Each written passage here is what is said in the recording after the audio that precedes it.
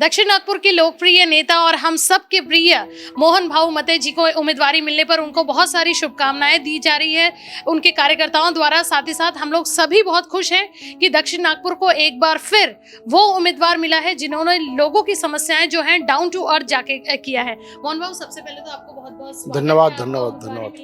क्या कहना चाहेंगे, लोगों का इतना प्यार मिलता है आपको? एक्चुअली मैं 2019 में चुनाव जीतने के बाद जो आपदा इस देश के ऊपर आई, दुनिया के ऊपर आई कोविड में जिस प्रकार का काम मैंने मेरे कॉन्स्टिट्यूंसी में किया, शायद नागपुर में बहुत ही अच्छा काम हुआ। मैं तो नहीं बोलता लेकिन पब्लिक बोलती, क्योंकि उस समय मैंने एक कम्युनिटी किचन खोल के पहले तो जो पहला लॉकडाउन चला हुआ तो कम से कम यहाँ पे जो पुलिस है, महानगर पालिका के कर्मचारी है या जो लोग थे जो रास्ते पे थे, उनके नाश्ते का प्रोविज़न सुबह का मैंने किया। उसके बाद उन लोगों के लिए जो लोग अपने कॉन्स्टिट्यूंसी भूखे नहीं रहे तो एक 10-12 हज़ार का रोज कम्युनिटी किचन खोल के उनकी व्यवस्था की। उसके बाद कोविड सेंटर खोला, 3 एम्बुलेंस ली और जो सुविधाएं अपने जनता को, मतदार संघ की जनता को दे सकते थे वो देने का प्रामाणिकता से प्रयास भी किया। उसके बाद महानगर पालिका और NIT के माध्यम से माननीय देवेंद्र जी ने मुझे NIT का ट्रस्टर बनाया और दोनों के समन्वय से जो अच्छा काम कॉन्स्टिट्यूंसी में करना था वो करने का ईमानदारी से प्रयास किया।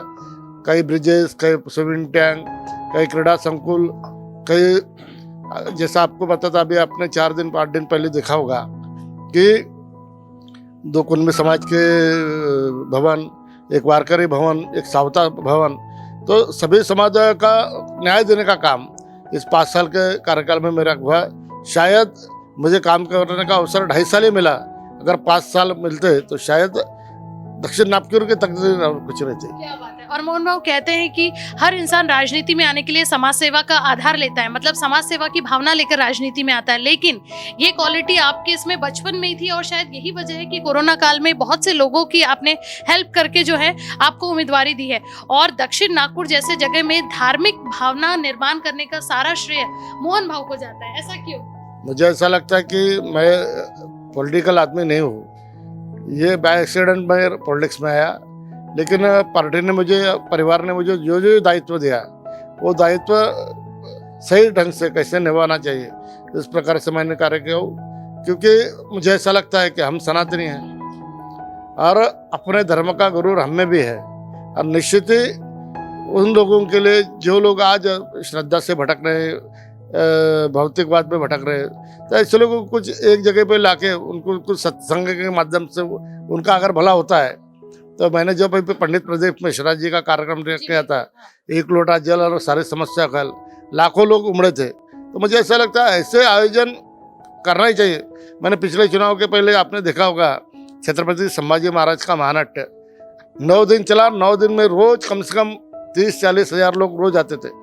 तो पहली बार छत्रपति संभाजी महाराज, छत्रपति शिवाजी महाराज, इनका इतिहास सामान्य आदमी को पता हो, बच्चों को पता हो, जो कॉलेज विद्यार्थी उनको पता हो, और महाराज का इतिहास उसका अनुकरण करके भविष्य में हम भी उनके जैसे कैसे हो सकते हैं। हो तो नहीं सकते, वो तो ईश्वरीय अवतार थे, लेकिन उनमें वो उनके माध्यम से प्रेरणा उनमें आए, ये हमारा। क्या बात है। और वो आखिरी मेरा सवाल रहेगा कि अब ये जो 5 साल आपको विकास के नाम पे मिले हैं, तो इसमें नया क्या देखने को मिलेगा? मुझे ऐसा लगता है कि दक्षिण नागपुर पिछले 5 साल में थोड़ा सा वंचित था। कहीं ना कहीं सक्करधरा तालाब की कायाकल्प में भी आपका कंट्रीब्यूशन देखा? कायाकल्प भी होगा, वहाँ स्टेडियम भी होगा, इंडोर स्टेडियम। अरे ये दक्षिण नागपुर का चेहरा मोहरा बदल जाएगा। क्या बात है। कुल मिलाकर कहा जाए तो जिस तरह से उन्होंने कहा कि शिवाजी महाराज का बहुत बड़ा इन्होंने जो प्रोग्राम किया था, साथ ही साथ प्रदीप मिश्रा जैसे इतने बड़े सत्संग को व्यक्ति को लाकर यहाँ पर हजारों की तादाद में लोगों की भीड़ इकट्ठा करना ये मामूली बात नहीं होती, और ये हमारे मोहन भाऊ ने किया है। और आने वाले 5 सालों में नागपुर शहर का, न सिर्फ दक्षिण नागपुर का बल्कि नागपुर शहर का चेहरा मोहरा बदलेगा, ऐसा विश्वास जो है मोहन भाऊ ने बताया है। कैमरा पर्सन विलास पराते के साथ रूपा पंडित की रिपोर्ट।